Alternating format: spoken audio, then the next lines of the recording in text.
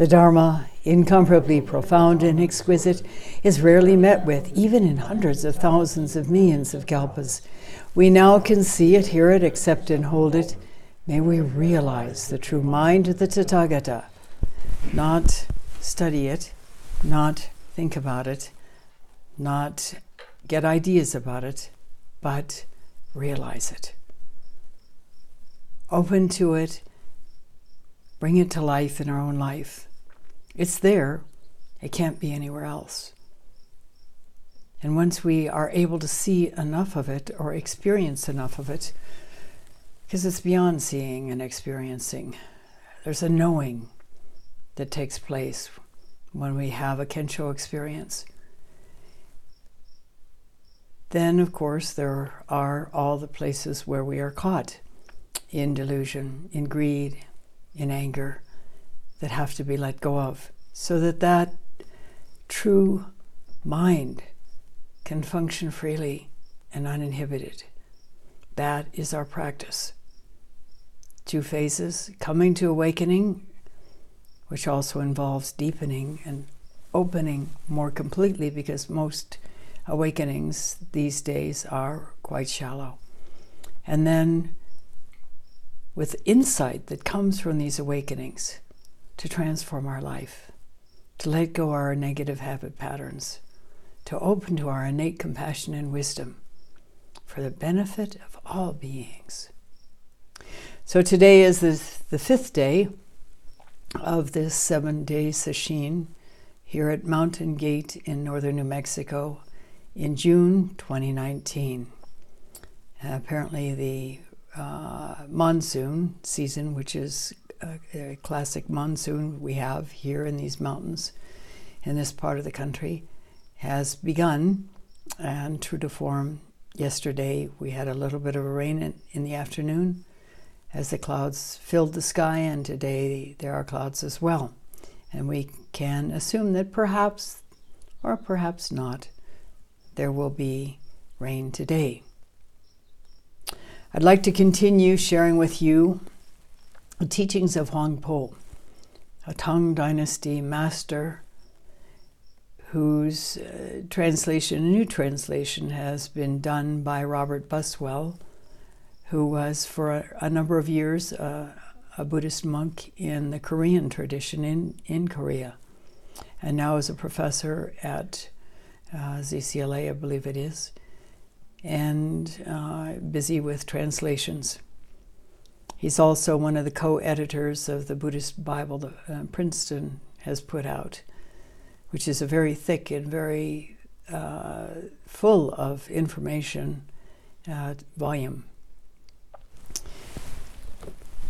This translation also includes the commentary of a contemporary Buddhist, Son Buddhist, that is Korean Buddhist master, Subo Sunim. Both he and Robert Buswell appear to be the same age, or at least they're born the same year, which makes them, as of this writing, 65 years old. I hope that particularly Dr. Buswell lives a great deal longer. He's been quite helpful to us here, and someday I'd like to meet him in person. So here we are. We've already shared a certain amount of this book, but it's not by any means the whole thing. There's quite a bit left here. And we will continue. This mind is in fact the Buddha. There is no other Buddha and no other mind. This mind is bright and clear like empty space. It has not even the slightest mark or appearance. It has not even the slightest mark or appearance. It's easy to understand no marks, but no appearance? How can something be if it has no appearance? This is some of the perplexity to put in our practice. How can it be if it has no appearance? Isn't this an appearance?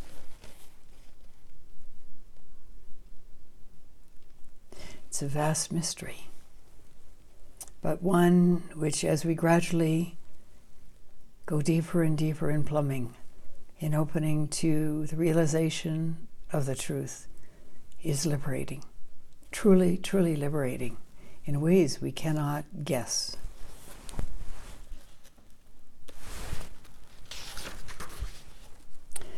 Arousing your mind and starting to think deviates from the essence of the Dharma and creates an attachment to characteristics.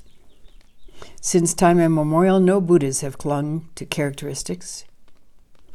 As we start to think, as we cogitate, we begin to get pictures, we begin to get a description or assumptions of a description, or searching for a description, characteristics. How can something that is clear and empty have characteristics? No tall, no short, no yellow, no green, no old, no young. Huang has said these with regard to the true nature in an earlier part of his teaching. No eye, ear, nose, tongue, body, mind is what the Prajnaparamita says, the core teaching of the Buddha. No eye, no ear, no nose, no tongue, no body, no mind. No color, sound, smell, nor taste, nor touch, nor what the mind makes of it. Then how do you compute this? There's one of the old masters, as a child, was being given the Buddhist teachings. And he said, no eyes, no ears, no nose. But I have a nose, I have ears, I have eyes. How can that be?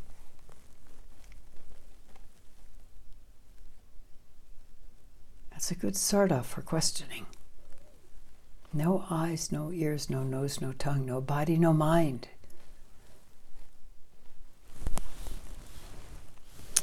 If you pursue Buddhahood by cultivating the 6 perfections and myriad practices, this involves a sequence of practices. Since time immemorial, no Buddhas have followed a sequential approach. And Subul Sadim has some comments about this.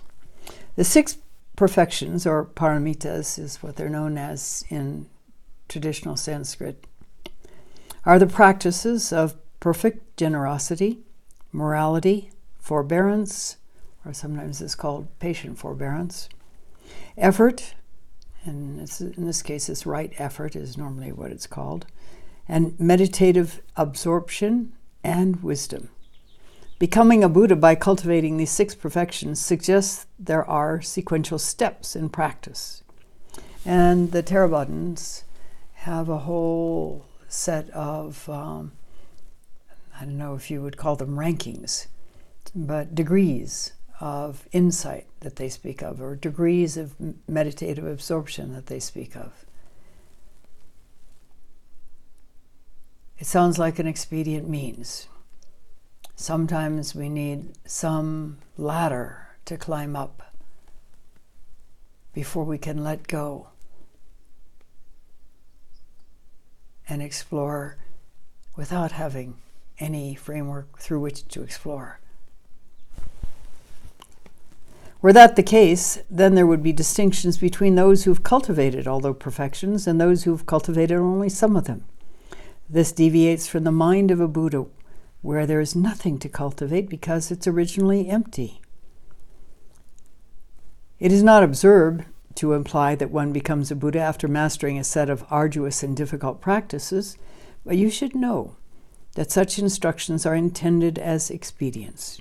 Faith may be aroused in practitioners by outlining steps that lead upward to enlightenment, but such a teaching is simply a means to ensure they will realize their original Buddhahood by turning one thought around when the time is right.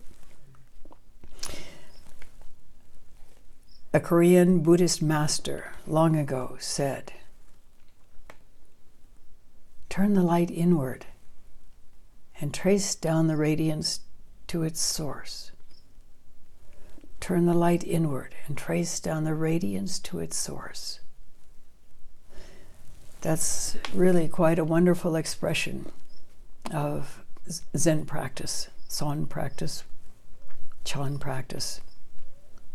Turn the light inward and trace down the radiance to its source. If you merely awaken to this one mind, there will not be the slightest dharma that you need to attain, for this one mind is in fact a genuine Buddha. Since Buddhas and sentient beings are the one mind, they're not different. Like empty space, the mind is free from admixture or deterioration. It is like the great orb of the sun that shines over all 4 quarters of the world. And Subal Sanin's comment on this is, because empty space is clear and transparent, there are neither separate quarters of north, south, east, and west, nor separate periods of time, past, present, and future. Although empty space is originally formless, differently shaped clouds arise in it, in accordance with causes and conditions. In the mind, differently shaped thoughts come into existence and fade away. Ideas, concepts. But that's, well, the mind is empty. These things spontaneously arise and fade away, but we attach great importance to them, and we take them for who we really are.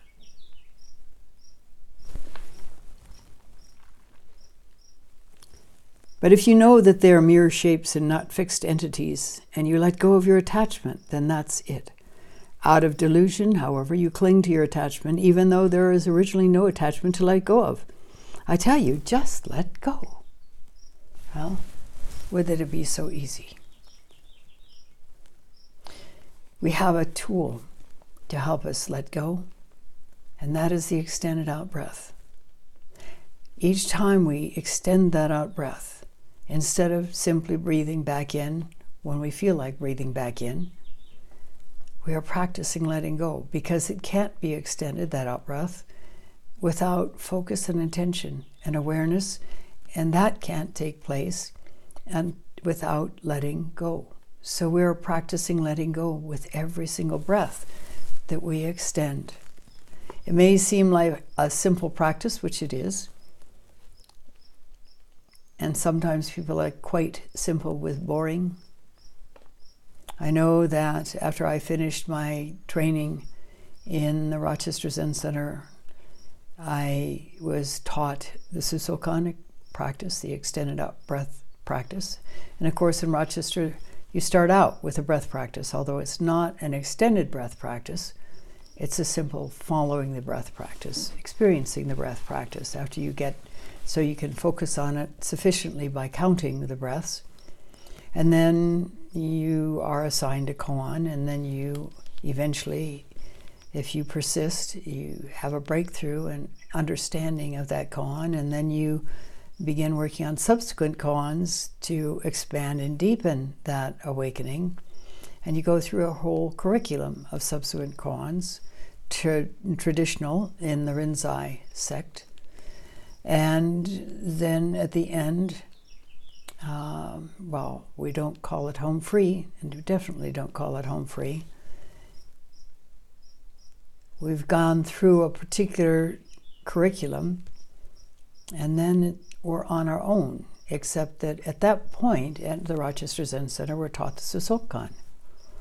And of course, in my own life, I felt I needed more formal training, and chose to go to Sogenji, where, being full Rinzai, the fundamental practice is the extended out breath, the Susokan, as well as koans. And I was able to continue with further koans at Sogenji. This extended out breath is incredibly powerful, but it requires consistency and commitment to bring forth its positive effects. It was a disappointment in a certain way.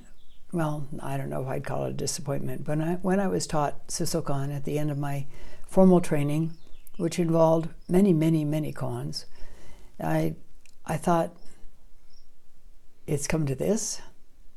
A breath practice again? But I didn't realize how powerful that particular breath practice was. It is simple, but it's not so easy because our mind is accustomed to distracting itself. We are invested in that, really, because to have a space, a gap in our thoughts can be quite frightening. Are we going to disappear?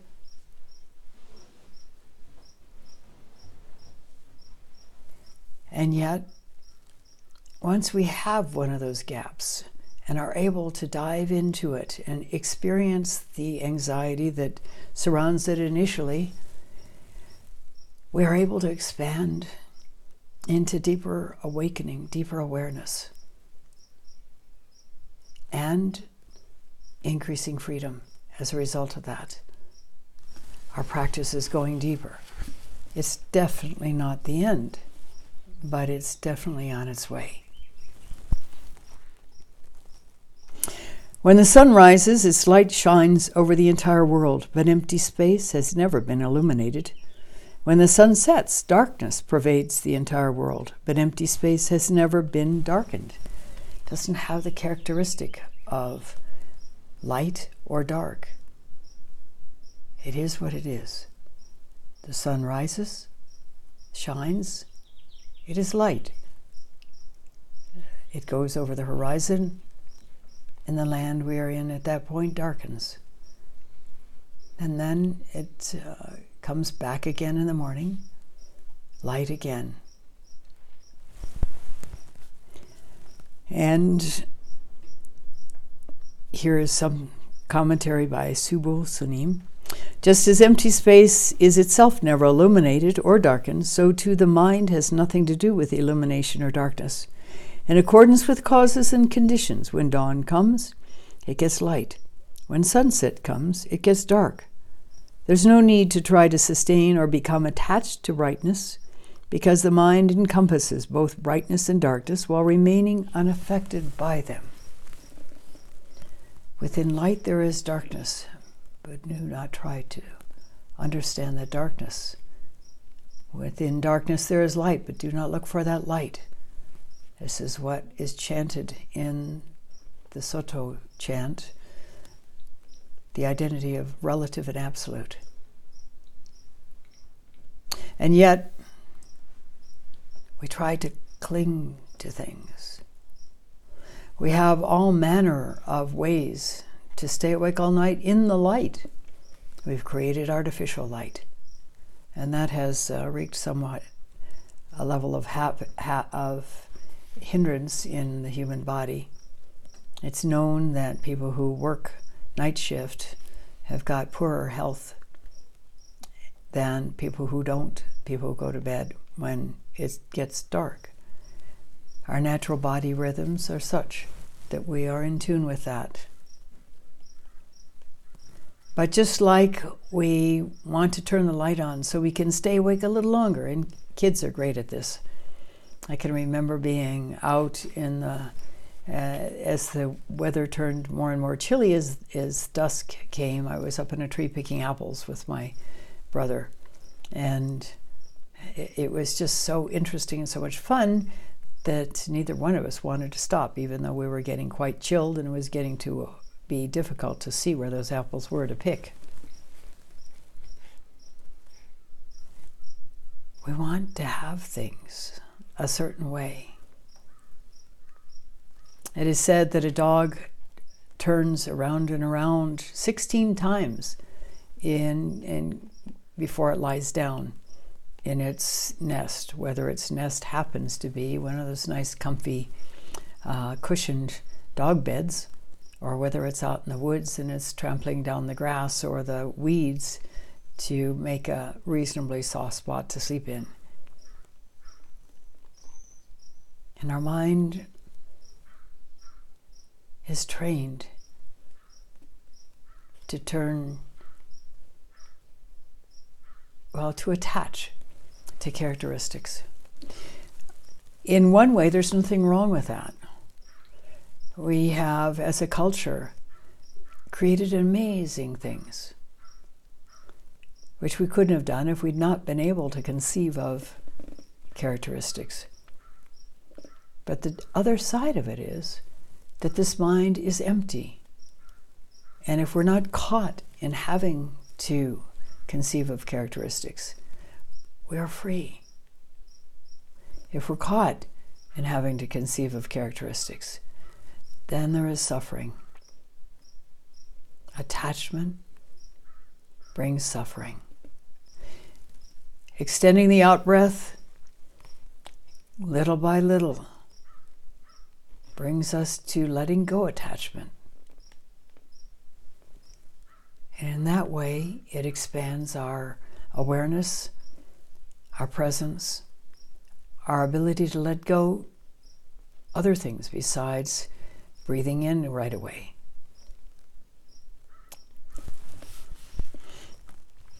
The realms of light and dark alternate, but the nature of empty space is expansive and invariable. The minds of both Buddhas and sentient beings are also like this. Say, one observes Buddhas as having the characteristics of purity, radiance, and liberation, or observes sentient beings as having the characteristics of foulness, darkness, and birth and death. One who generates such an understanding will not be able to attain bodhi, which is enlightenment, even after kalpas, as numerous as the sands of the Ganges, because one is attached to characteristics. It's not that the characteristics are a problem, it's the attachment to characteristics. And so we search for our true nature by trying to find a thing. And it isn't a thing.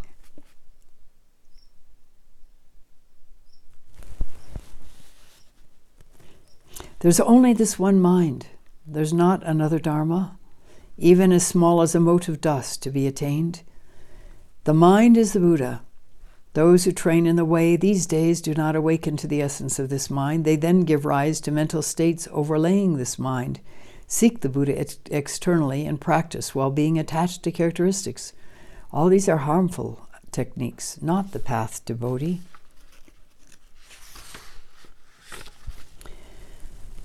Making offerings to all the Buddhas of the 10 directions is not as good as making offerings to an individual practitioner of the way who maintains no mind. This is a statement out of the Diamond Sutra. Why is this? No mind means that there are no mental states at all.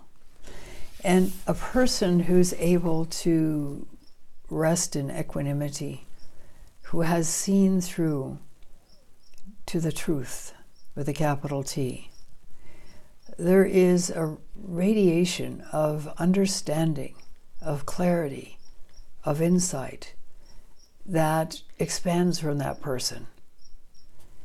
And for people who are sensitive and aware, they feel it as well. And even people who are not sensitive and aware are influenced in a positive direction by it. The essence of suchness is internally like wood or stone, which does not move or sway. Externally, it's like empty space, which has no boundaries or obstructions. It has no subject or object, no direction or locus. It has no characteristics or shapes, and nothing to gain or lose. Those who pursue it are wary of accessing this Dharma, for they're afraid of falling into voidness where there is no place to roost. Therefore they retreat as if staring at a sheer precipice. This is why those seeking intellectual understanding are as common as fur. That's an interesting comparison. While those who have wakened to the way are as rare as horn. As we pursue our practice, whether it's koan work or whether it is simply just the Suzukan practice, which will take us quite deep, by the way. At a certain point, as we let go, we reach what is known as the edge of the cliff. And there is a saying, a traditional saying, let go your hands from the edge of the cliff and drop hands held high into the fiery abyss. It's a fiery abyss in metaphor because it's a scary place, not being somebody, even for an instant. And yet, if we're to come to awakening, who we think we are has to disappear, at least momentarily. And when we get close to that point, we start backpedaling in our practice because it gets to be scary. And it may not be consciously frightening, but inwardly somewhere there's a sense of danger. In the old days, when I was quite afraid of heights, I had a serious fear of heights growing up. And I used to have a nightmare, a recurrent nightmare, in which I would be starting to fall off the edge of a cliff, catch myself, jerk myself awake. Until one day, by this time I'm in Zen practice and living at the Rochester Zen Center, where the schedule was intense enough that there wasn't that much sleep. And so what sleep I got was quite precious, and I got quite annoyed at myself for waking up in the middle of the night, night after night, with this nightmare, because it definitely interfered with the quality of sleep, not to mention the quantity of sleep. And so I decided that next time it happened, I was not going to jerk myself awake. I was going to, after all, it's only a dream, let myself see what happened as I was falling. And so the next time the dream came, very soon after that decision was made, I fell, but I checked out in a different way. I fainted in the middle of the fall. So I still didn't know. And this brought up further annoyance. So the next time, the very next time the dream happened, I allowed myself to fall this time. And I could see these great black boulders at the base of this cliff on the edge of the sea as I was plummeting down. And suddenly, in the middle of flight, I realized it didn't matter if I was dashed to death against those black boulders or if I survived. There was no death. It really profoundly made no difference. And I never had the dream again. And after that, I wasn't afraid of heights. However, before that, I did a lot of hiking in the mountains, and I could, I smell a cliff, even if I didn't see it, even if I didn't know it was there. I could sense it, I could feel it. And people in that same way feel the edge of the precipice where they're about to let go. And it gets frightening. I would get a particular tingling in my hands and arms and feet and legs when there was a cliff nearby. And it is similar, but perhaps not the same characteristics, not the same symptoms, when people get a sense of they're getting close to letting go. However, if we're truly to come to awakening, even a small kensho, we have to let go. We have to let go from that attachment to a self-image, which is the edge of the cliff, and dive into the fear, the anxiety, the terror of letting go and maybe disappearing. And then what happens is we come back to life with a deeper, much deeper understanding and a much greater level of freedom. We've had some degree of awakening as part of that process. So when you get to a point in your extended out-breath practice of becoming a little anxious, taste that anxiety. Feel it in your body. Let the energy zing through you.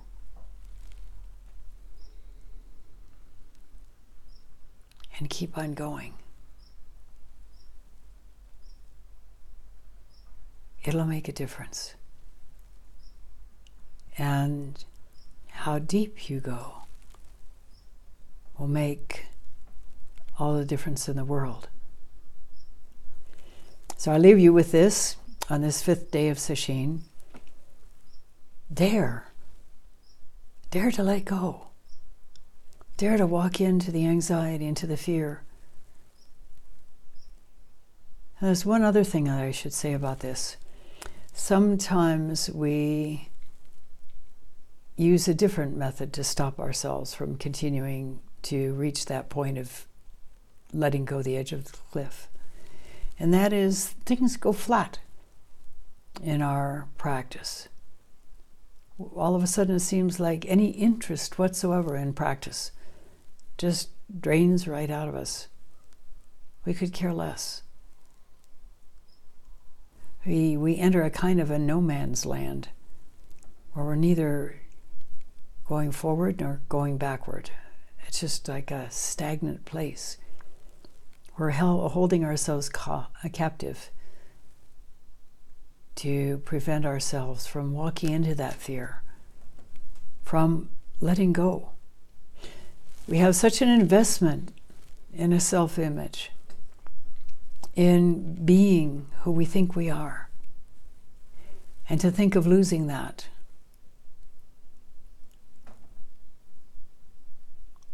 is frightening. Intellectually, we say, oh, well, why do I care about losing this self-image?